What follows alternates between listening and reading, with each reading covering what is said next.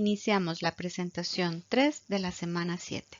Continuamos estudiando las etapas de los procedimientos de contratación administrativa. En esta presentación estudiamos la etapa de ejecución del contrato y vemos como temas la orden de inicio, la prórroga y suspensión del plazo, las modificaciones contractuales, el contrato adicional, la recepción provisional definitiva y el rechazo del objeto. Igualmente estudiamos las formas anormales de terminación del contrato, que son la rescisión unilateral, la rescisión por mutuo acuerdo y la resolución del contrato. Por último, estudiamos la aplicación de sanciones económicas tales como la ejecución de la garantía de cumplimiento, las multas y cláusulas penales. Antes de entrar propiamente al tema de ejecución del contrato, es importante repasar cuáles son las etapas que previamente hemos estado estudiando.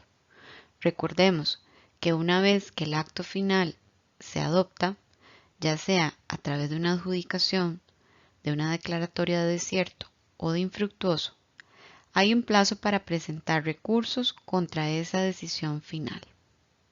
Superado dicho plazo, se da la firmeza del acto. Una vez que el acto está firme, se puede formalizar, cuando ha habido una adjudicación, claro está, el contrato. Y esa formalización permite a su vez que el contrato pueda ser revisado a través de la figura del refrendo. Una vez que el contrato ha sido refrendado, se puede iniciar la etapa de ejecución contractual. Las partes en un contrato administrativo son la institución contratante, administración o a veces llamada también el Estado. La contraparte será el contratista, que puede ser una persona física o una persona jurídica. Las partes en la relación contractual tienen tanto derechos como obligaciones. Estudiemos cuáles son los derechos de las partes. La administración como derechos tiene la sumisión o el sometimiento del oferente o contratista a la normativa aplicable. La Constitución Política, la Ley de Contratación Administrativa o las leyes especiales, el reglamento, el cartel y el propio contrato. Tiene como derechos también la posibilidad de dar por terminado de forma anticipada el contrato por medio de la rescisión y la resolución. Tiene también la posibilidad de modificar de forma unilateral los términos acordados. Como derecho, cuenta también la administración con la posibilidad de suscribir un contrato adicional. Un derecho, que es casi un deber, es la fiscalización de la ejecución del contrato. Debe revisar el cumplimiento de todo lo pactado. Y como derecho, que también es casi un deber, tiene la administración la posibilidad de ejecutar las garantías que tanto la normativa como el cartel hayan previsto. ¿Cuáles son los derechos del contratista? La ley reconoce dos: el derecho a la ejecución del contrato como tal y el derecho a mantener el equilibrio económico, derivado del principio de intangibilidad patrimonial que estudiamos al inicio del curso.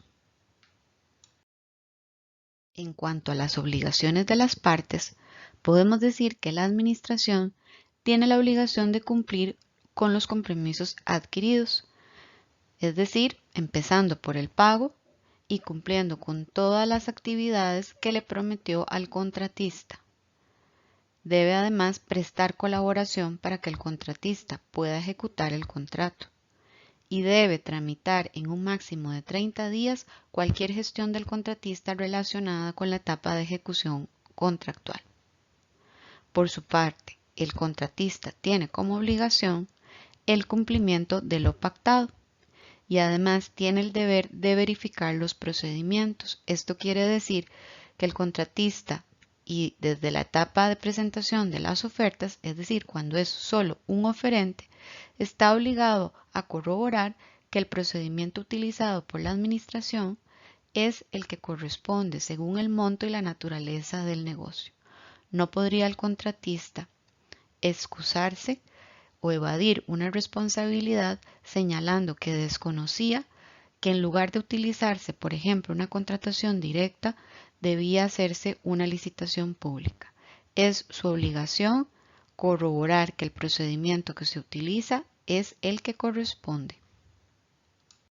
La etapa de ejecución contractual transcurre a través de 3 fases que podemos identificar.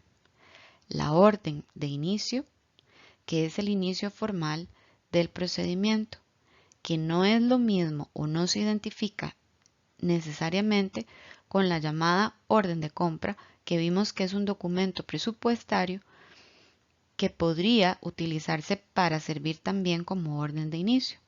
Pero la orden de inicio es esa notificación oficial donde la administración le dice al contratista en qué momento debe comenzar con la prestación del servicio, la entrega del bien o la entrega de la obra. Se debe dar 15 días después de notificado el refrendo del contrato. Ese plazo es un plazo máximo, podría darse antes, claro está. Vemos también que la ejecución transcurre, pueden pasar cosas antes de la recepción, pero que ya las llegaremos a ver. Pero básicamente, luego de ejecutado, el objeto de la contratación puede pasar por una recepción provisional, una recepción definitiva o el rechazo del objeto. Y esto nos llevaría a la extinción del contrato a través de distintas figuras. Podría ser la rescisión, la resolución o inclusive la cesión. Una vez que el contrato se perfecciona, aún antes de haberse iniciado la ejecución o durante la propia ejecución, el contrato puede ser modificado. Vimos en la semana 1 del curso que uno de los principios de la contratación administrativa que tiene base constitucional es el principio de mutabilidad de los contratos, es decir, los contratos pueden cambiar, no están escritos en piedra. No obstante, para llevar a cabo una modificación de forma unilateral, es decir, propuesta por la propia administración contratante, deben seguirse una serie de reglas que hoy día están definidas en el reglamento a la ley de contratación. Específicamente están definidas en el artículo 208. Esas reglas señalan de forma general que el contrato puede modificarse, puede aumentarse o disminuirse siempre que no se cambie la naturaleza ni se impida cumplir con la funcionalidad o el fin original del objeto contractual que se definió en el cartel. No podríamos modificar, por ejemplo, el contrato para en lugar de comprar computadoras, comprar escritorios, o para en lugar de comprar escritorios, adquirir otro tipo de bienes como pizarras, por ejemplo. El aumento debe ser de bienes similares. Otra regla muy importante es que el contrato, si se aumenta, no puede exceder el 50% del monto original, incluyendo, esto hablando en términos del precio, si hay reajustes o revisiones de ese precio que se han incorporado. Debe tratarse de causas imprevisibles al momento de iniciar el procedimiento, es decir, que durante la ejecución se tope la administración con circunstancias que era imposible prever cuando se tomó la decisión inicial. Debe acreditarse que la modificación del contrato es la única forma de satisfacer el interés público. Otro aspecto relevante es que la suma del contrato original y el incremento no pueden superar el límite económico que define la aplicación de un tipo de procedimiento. Si aquí se siguió, por ejemplo, una licitación abreviada, la suma de la contratación original más el monto incrementado por la modificación no podrían dar lugar a que el límite aplicable daría para una licitación pública. En el caso de contratos con prestación continua, podría modificarse el objeto y el plazo. En ese caso, se modifica hasta un 50% más del plazo original sin contar las prórrogas. En los casos de contratos que son por líneas, el 50% es para cada línea y no sobre el monto total. El incremento o disminución en el pago de ese contrato modificado se va a calcular en forma proporcional según las condiciones que establecía el contrato. Si se trata de una disminución, en cambio, el contratista tiene derecho al pago de los gastos en que incurrió para atender la ejecución total del contrato si fuera del caso, y esto tendría que demostrarlo. El listado de las reglas o condiciones para que se pueda dar una modificación unilateral que nos da el artículo 208 debe cumplirse en su totalidad, y si alguna de esas condiciones no se cumple, por ejemplo que se quiera aumentar en más de un 50% o que no existan condiciones de imprevisibilidad como la norma lo exige, la única forma de modificar el contrato es solicitándole autorización de forma previa a la Contraloría General de la República, y habría que acreditar por qué es necesaria esa modificación.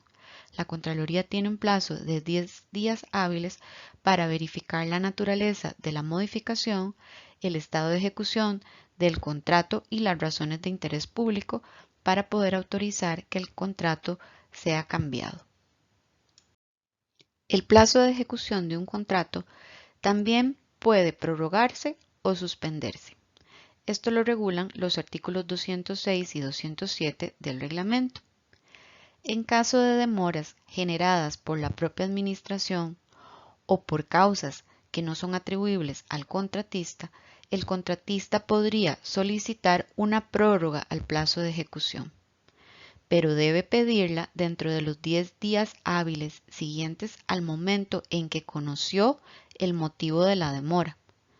Y la administración tiene también 10 días hábiles para resolver la solicitud de prórroga en el plazo de ejecución.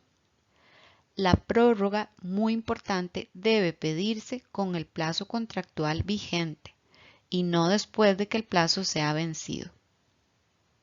La otra posibilidad es suspender el plazo de ejecución, y esto puede darse por petición del contratista o por decisión propia de la administración, cuando haya motivos de fuerza mayor, es decir, que se presenten hechos de la naturaleza que afectan la ejecución del contrato, por ejemplo, que pase un huracán, que haya un desbordamiento de un río, tipo de esos hechos, o caso fortuito, es decir, también una situación que no se puede manejar, que no se puede anticipar, pero donde hay una intervención de un acto humano, por ejemplo, un incendio. En una etapa mucho más avanzada de la ejecución contractual, puede darse la recepción provisional de los bienes o servicios en el lugar estipulado o fijado en el cartel. La recepción provisional debe ser coordinada. El funcionario responsable debe acudir a hacer efectiva esa recepción provisional con la asesoría técnica, con los funcionarios de la unidad usuaria que tengan el conocimiento para saber si efectivamente el bien o el servicio puede considerarse entregado a satisfacción. Se levanta un acta para consignar las cantidades recibidas, la hora, la fecha y firman todos los presentes. Puede utilizarse en este caso como acta una copia del detalle de pedido u orden de compra, que como dijimos en algunos casos también pueden utilizarse para dar la orden de inicio. La recepción provisional podría darse aceptándose el bien o el servicio o la obra sin ningún tipo de condiciones, es decir, que se acepta satisfactoriamente, o en cambio bajo protesta. En este caso se le debe indicar por escrito al contratista todo el detalle de los defectos encontrados y los aspectos que se deben corregir, y se le puede otorgar un plazo para que proceda a enmendar esos errores. Ese plazo no puede exceder la mitad del plazo de ejecución original. Con la recepción provisional ya no se podrían cobrar multas salvo que se dé el caso de una recepción bajo protesta. Una vez que se hace esta recepción provisional de los bienes, servicios u obras, la Administración tiene un mes para revisar los bienes, el objeto de la contratación y realizar cualquier otra prueba o análisis necesarios. Requiere el aval técnico para corroborar efectivamente el cumplimiento total de las prestaciones convenidas. Inclusive pudiera ser que requiera de una asesoría externa. Si llegara a advertir que el objeto entregado presenta problemas, debe comunicarlo de inmediato al contratista para que haga las respectivas correcciones, como en una recepción provisional bajo protesta. Veamos aquí que esta condición bajo protesta podría darse en el mismo momento de la recepción provisional o podría ser que en principio se reciba como satisfactorio o se acepte sin ningún tipo de condiciones y sin embargo durante el mes siguiente la Administración haciendo nuevas pruebas corrobore que sí hay defectos y en ese caso se vuelve una recepción bajo protesta donde debe comunicársele al contratista la situación de inmediato. Si los defectos o incumplimientos son graves, la Administración podría incluso iniciar un procedimiento de terminación anticipada del contrato, atribuyéndole responsabilidad al contratista. Eso se llama resolución del contrato o resolución contractual, si así lo estimara pertinente, pero también podría darle un plazo para corregir los defectos sin que empiece el procedimiento de determinación del contrato por vía de resolución. Si los defectos, una vez que se han comunicado y se da este plazo, no se corrigen satisfactoriamente, la Administración tiene que decidir de frente a la gravedad y al interés público si solo ejecuta la garantía de cumplimiento o si también inicia el procedimiento de resolución contractual. Además, si los daños que se han sufrido exceden el monto de la garantía de cumplimiento, se tendrán que tomar todas las medidas administrativas y judiciales para obtener la plena indemnización de los daños y perjuicios que ocasionó el contratista. La recepción definitiva se da dentro del mes siguiente a la recepción provisional o dentro del plazo establecido en el cartel o bien una vez que se vence el plazo para corregir los defectos cuando se dio la recepción provisional. No excluye la ejecución de la garantía de cumplimiento. Si los bienes y servicios presentan, claro está, alguna inconformidad con lo establecido en el contrato. Con la recepción definitiva comienzan a regir todas las garantías de funcionamiento que se hayan pedido en el cartel y que hayan sido ofrecidas por el contratista. En esta etapa ya no corren multas. Se debe levantar un acta en la que quede constando claramente la forma en la que se ejecutó el contrato, indicando el tiempo de ejecución, las prórrogas concedidas, también la forma en que se cumplieron las obligaciones, las garantías ejecutadas o penalidades impuestas y, por ejemplo, el ajuste de las muestras aportadas a lo solicitado. Todo tipo de detalles que pueda reflejar en qué condiciones se recibió el bien, el servicio o la obra. En caso de objetos y servicios muy simples, la recepción provisional podría coincidir con la recepción definitiva, no siendo necesario que estos sean dos momentos diferentes y separados, y esto simplemente se hace constar así en la respectiva acta. El pago a cargo de la Administración se va a realizar hasta este momento, una vez que se firma la recepción definitiva. La Administración no puede pagar de forma anticipada, sino hasta que recibe el bien o servicio. En el caso de las obras es un poco diferente porque en algunas se permite un pago por etapas, pero lo normal es que el pago se haga una vez cumplida la recepción definitiva del bien o del servicio. Esta etapa no exime al contratista de una responsabilidad por vicios ocultos que queda vigente por varios años después de que se da este momento dentro del procedimiento. Ahora bien, podría darse el caso en que el objeto contractual entregado por el contratista se rechace. Esto porque presenta incumplimientos graves y evidentes. Esto se podría dar también en la etapa de recepción provisional o en la misma etapa de recepción definitiva, que en realidad no llega a configurarse. Da lugar al rompimiento del contrato por la vía de la resolución contractual que ya casi analizamos. Pudiera darse un rechazo parcial o total, si el objeto permite partición, por ejemplo, porque hay líneas independientes. La administración, ante el rechazo, podría dar un nuevo plazo con el cobro de multas para que el contratista intente cumplir con lo pactado. Como parte de las obligaciones que también tiene el contratista, está la de entregar a la administración bienes y servicios en las mejores condiciones y actualizados conforme a una serie de reglas que están descritas en el artículo 205 del reglamento. Deben entregar objetos de igual naturaleza y funcionalidad con condiciones similares de instalación y mantenimiento. El cambio debe constituir una mejora para la administración de frente a sus necesidades. No se puede tratar de actualizaciones que se encuentren en fase de investigación o que no hayan sido lo suficientemente probadas o que carezcan de los respaldos pedidos en el cartel. No pueden ser objetos actualizados o cambios que incrementen el precio. Además, las condiciones restantes del contrato no pueden alterarse. En el caso de adquisición de tecnología, el contratista solo está obligado a entregar objetos actualizados cuando el cartel así lo exigió y sin perjuicio de que se cumplan las condiciones que ya hemos mencionado. La última actualización se entenderá como que el bien esté en línea de producción al momento de la entrega o como la última versión del fabricante, cuando el objeto admita actualizaciones de esa naturaleza y ésta haya sido conocida en el mercado al menos un mes antes de la entrega de la orden de inicio.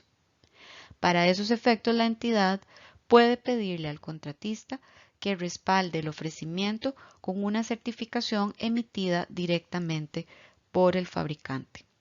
La mejora debe primero informarse por escrito, explicando en detalle en qué consiste el cambio y, de ser necesario, utilizando literatura técnica y cualquier otro elemento que resulte pertinente para informar a la administración. La administración contratante tiene 10 días hábiles para resolver de forma motivada si acepta o si rechaza el cambio propuesto. En ese caso, se va a suspender el plazo de entrega. Si se acepta la mejora, la administración, a pedido del contratista, puede prorrogar además de manera justificada el plazo de entrega, que no puede exceder el plazo original. Bajo ninguna circunstancia, los cambios en los bienes o servicios pueden demeritar las garantías y condiciones de los bienes inicialmente ofrecidas, las cuales se consideran siempre un mínimo que no puede ser rebajado ante modificaciones de esta naturaleza. Nos corresponde analizar ahora la figura del contrato adicional. Muchas veces se confunde con la modificación de un contrato, cuando son cosas totalmente diferentes. El contrato adicional es una posibilidad, un derecho que tiene la administración a partir de lo que dice el artículo 12 bis de la Ley de Contratación Administrativa y el artículo 209 del reglamento. Se da en casos donde ha habido ya previamente un contrato ejecutado y se requiere de ese mismo contratista el suministro de bienes o servicios adicionales de igual naturaleza a los suministrados en el contrato original precedente. Es decir, que estamos ante un nuevo contrato, como hemos dicho, con el mismo contratista en las mismas condiciones al contrato anterior. Hay una serie de requisitos que también deben cumplirse. Que el nuevo contrato se concluya sobre las bases del contrato precedente. Que se mantengan los precios y condiciones con base en los cuales se ejecutaron las obligaciones, pudiendo el contratista, eso sí, mejorar las condiciones iniciales. Que el contrato no tenga un monto mayor al 50% del contrato anterior, contemplando también reajustes o revisiones y modificaciones. Cuando el objeto del contrato original esté compuesto por líneas independientes, el 50% se calcula sobre el objeto y estimación general del contrato y no sobre el monto o cantidad de alguna línea en particular, como si pasaba a la hora de valorar la posible modificación de un contrato. En los contratos de objeto continuado, el 50% se considera sobre el plazo originalmente convenido sin considerar las prórrogas. Es muy importante tomar en cuenta que la suscripción de un contrato adicional no puede darse si han transcurrido más de 6 meses desde la recepción provisional del objeto del contrato anterior. Además, el contrato precedente no debe haber presentado ningún tipo de incumplimiento. En este caso, sí se puede exceder el límite económico aplicable al procedimiento que se siguió y la figura del contrato adicional, y este es un dato muy relevante, no aplica en contratos de obra pública. ¿Qué pasa cuando las cosas no salen como se han pactado y el contrato debe terminarse de forma anormal o anticipada? El contrato termina normalmente cuando se cumple con el objeto, cuando se cumple el plazo, básicamente cuando se cumple con todo lo pactado. Pero también el contrato podría concluir de forma anormal a través de 3 escenarios: la resolución contractual, la rescisión o la nulidad. La resolución contractual se da cuando el contrato termina por un incumplimiento atribuible al contratista. Debe hacerse un procedimiento para probar el incumplimiento y con eso resolver el contrato, es decir, romper la relación contractual. Cuando ya es definitiva esa resolución contractual, es decir, ese rompimiento, y el nombre jurídico es ese, resolución del contrato o resolución contractual, se puede ejecutar la garantía de cumplimiento y se pueden aplicar otras multas sin procedimiento adicional. Otras multas podrán aplicarse si el cartel así lo dejó previsto. Las garantías, en el caso de garantías y sanción insuficiente, se puede perseguir una indemnización plena por otras vías, tanto administrativas como judiciales.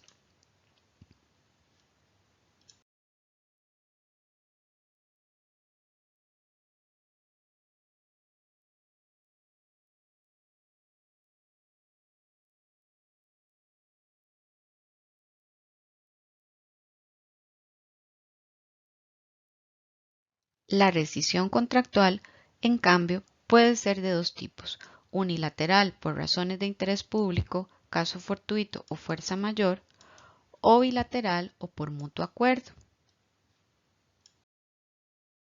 La rescisión unilateral aplica cuando el contrato se termina no por incumplimiento del contratista, sino más bien por una decisión de la propia institución contratante. Puede darse tanto en un contrato firme pero no iniciado como en un contrato en ejecución.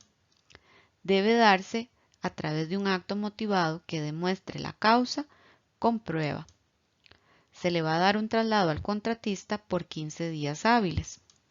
Se le paga lo ejecutado, gastos que logre probar. En los supuestos de caso fortuito o fuerza mayor, es decir, eventos que interfieran con la ejecución del contrato ocasionados por la conducta humana o por fuerzas de la naturaleza, se le debe pagar al contratista solo la parte efectivamente ejecutada y los gastos en los que haya incurrido razonablemente en previsión de la ejecución total del contrato.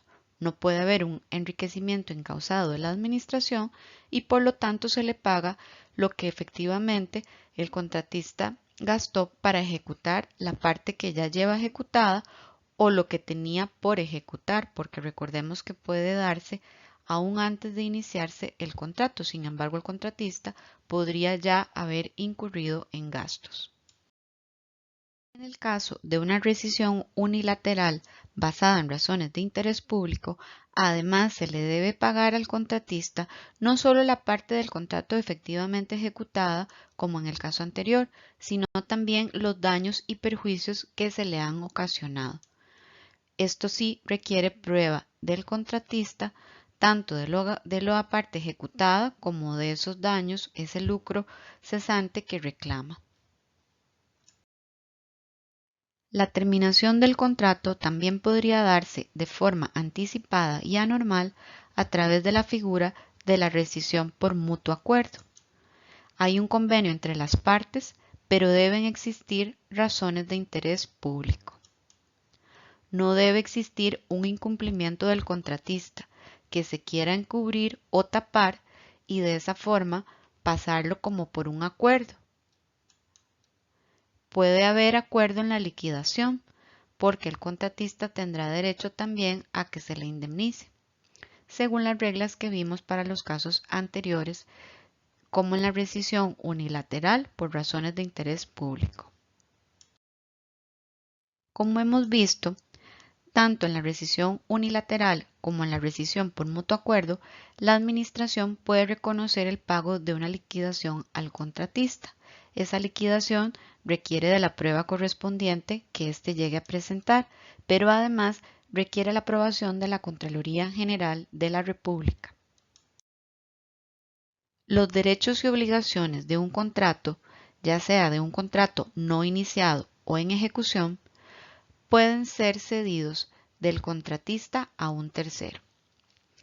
Esta cesión no aplica cuando se trata de obligaciones personalísimas, es decir, cuando se contrata a una persona en particular por sus condiciones particulares, con nombres y apellidos.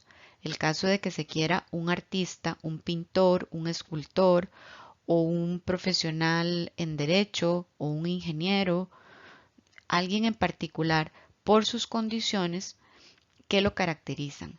En esos casos el contrato no puede cederse. En los demás casos donde sea aplicable la cesión, esta debe ser autorizada por la administración contratante. Podría cederse solo una parte del contrato, pero si la cesión excede el 50% del objeto, por ejemplo, si se quiere ceder la totalidad del contrato, la cesión debe ser autorizada por la Contraloría General de la República.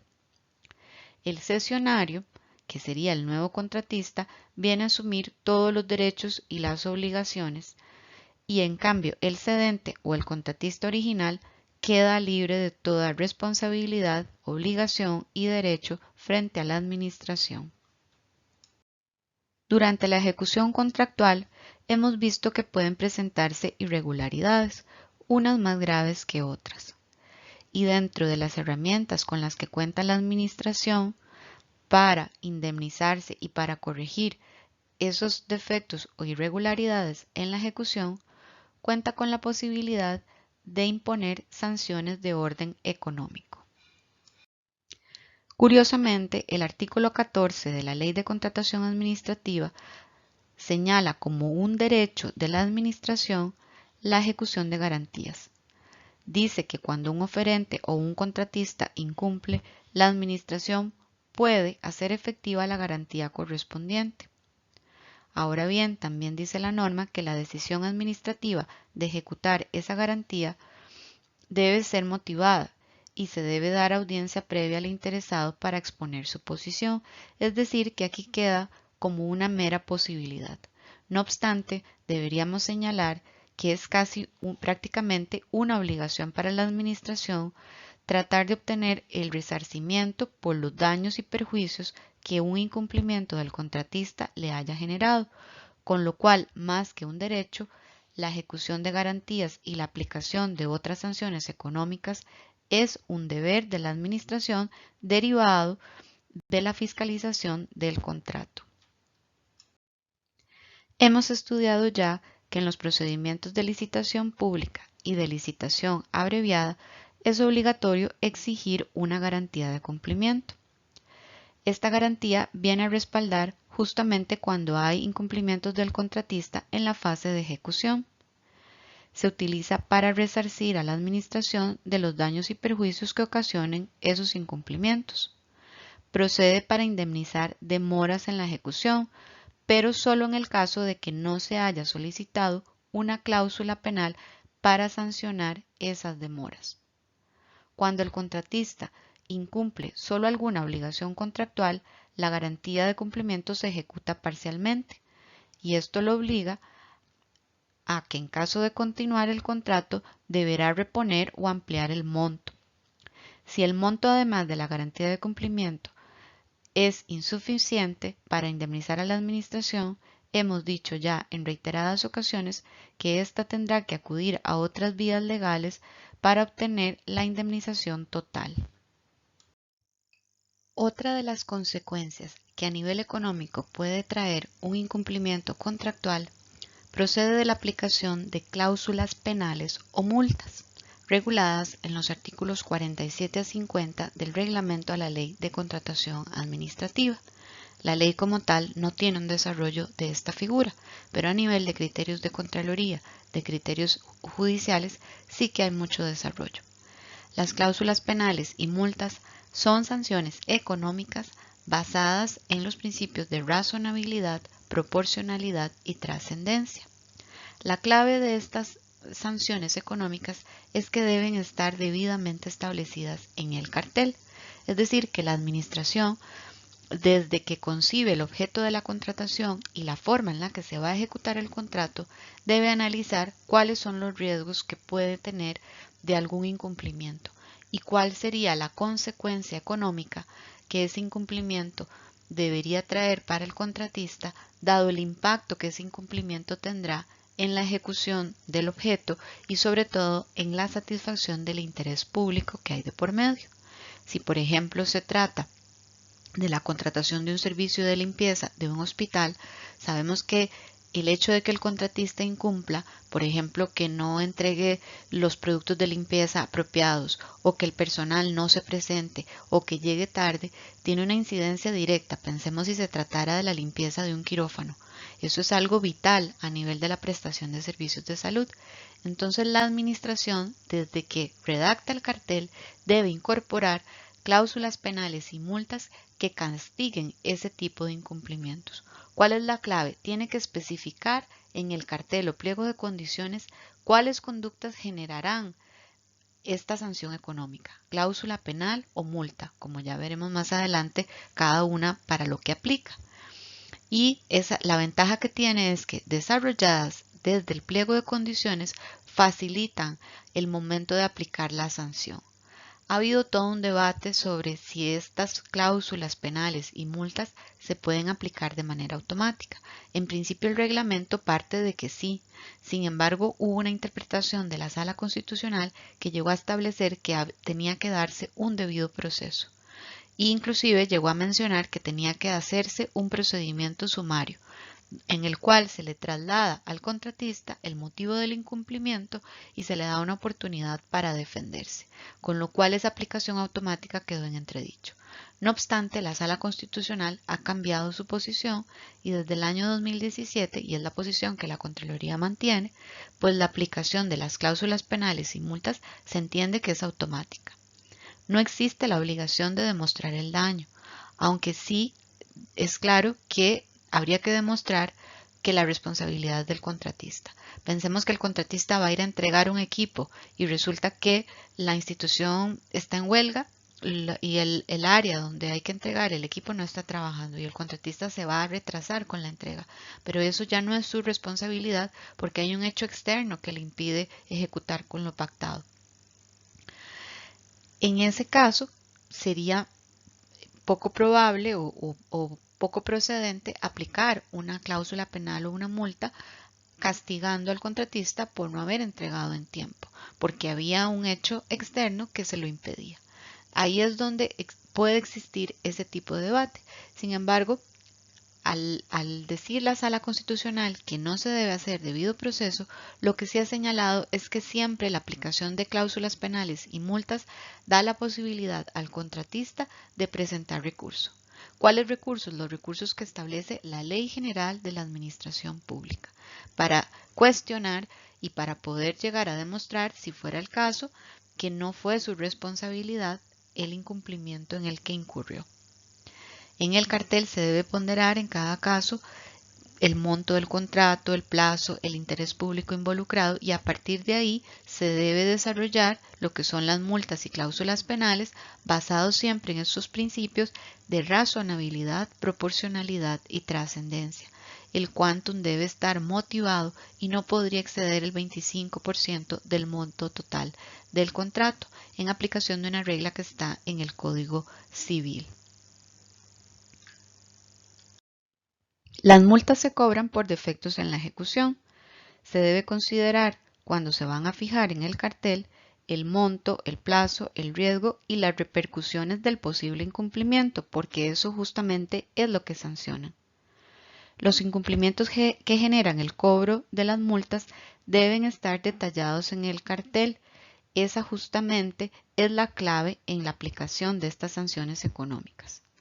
El cobro de las multas podría darse con cargo a las retenciones del precio practicadas y a los saldos pendientes de pago. El plazo para cobrarlas es de 5 años a partir del hecho generador. Y muy importante, la omisión de cobro, es decir, si la administración al final no cobra multas previstas en el cartel pese a que se han dado los incumplimientos que el cartel establece que las genera, ocasionan responsabilidad civil y administrativa del funcionario que omite el cobro. Esto cuando eso fuera procedente. Es importantísimo tener en cuenta que las multas no pueden aplicarse si no han quedado previstas en el cartel. Es decir, esta no es una figura, al igual que pasa con la cláusula penal, que se pueda generar en la ejecución contractual si previamente no ha quedado establecida en el cartel. En el caso de la cláusula penal, hay que decir que esta es un tipo de multa, que procede, eso sí, solo por incumplimientos en el plazo. Viene a castigar la ejecución tardía o incluso la ejecución prematura. Si me entregan antes de tiempo y a mí como administración no me sirve recibir el bien antes por alguna razón en particular. Ante un incumplimiento total del contrato, lo procedente es la ejecución de la garantía de cumplimiento, que esa sí requiere la demostración del daño, lo que no pasa ni con la multa ni con la cláusula penal. Pero si en el caso de que el cartel no contemple cláusula penal o multa, podría aplicarse la garantía de cumplimiento previa determinación del daño para un caso de una demora en la ejecución o una ejecución prematura. El antecedente que aquí dejamos constando de un criterio de la Contraloría General de la República se refiere a la obligación que tiene la Administración de proceder con la aplicación de multas y la cláusula penal respectiva cuando ha habido un incumplimiento del contratista, aun pese a que el contratista quiera ejecutar el contrato según lo pactado. Luego de todo lo que hemos visto, podemos concluir en síntesis que las partes en un contrato administrativo, Estado y el sujeto particular, tienen tanto derechos como obligaciones que reconoce la ley y que reconoce también el reglamento. La etapa de ejecución contractual inicia con la entrega de la orden de inicio y concluye con la recepción definitiva. Antes puede haber una etapa de recepción provisional que puede ser conforme o bajo protesta. Antes de iniciar o durante la ejecución de un contrato, este podría ser modificado unilateralmente por la Administración cumpliendo una serie de condiciones que señala el reglamento a la Ley de Contratación Administrativa. La Administración también puede, una vez finalizado un contrato administrativo, a satisfacción, firmar un contrato adicional con el mismo contratista para el mismo objeto si no han pasado más de 6 meses de que se ha concluido el contrato original precedente. El contrato administrativo puede terminar de forma normal si se cumple lo pactado en cuanto al objeto y al plazo. En cambio, si hay un incumplimiento trascendente del contratista, el contrato podría terminar de forma anormal y anticipada a través de la figura de la resolución contractual, que aplica cuando unilateralmente la Administración acaba con esa relación contractual justamente porque hay un incumplimiento del contratista. En ese caso se debe valorar además la aplicación de sanciones económicas como la ejecución de la garantía de cumplimiento y otras multas o cláusulas penales, y eventualmente también la aplicación de sanciones administrativas como un proceso sancionatorio para amonestar o inhabilitar al contratista. Unilateralmente también, la administración puede acabar con un contrato a través de la figura de la rescisión unilateral, por razones de caso fortuito, fuerza mayor o interés público. En estos supuestos se le debe cancelar al contratista los gastos y lo que lleva ejecutado, y el lucro cesante cuando lo que se justifica es que existen razones de interés público para acabar con la relación contractual.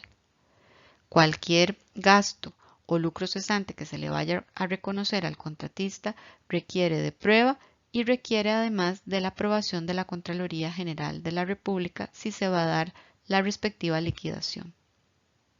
El contrato igualmente puede terminar de forma anormal por medio de una rescisión por mutuo acuerdo entre las partes, y se le debe indemnizar al contratista lo ejecutado y el lucro cesante que logre probar. La liquidación también requiere autorización de la Contraloría General de la República.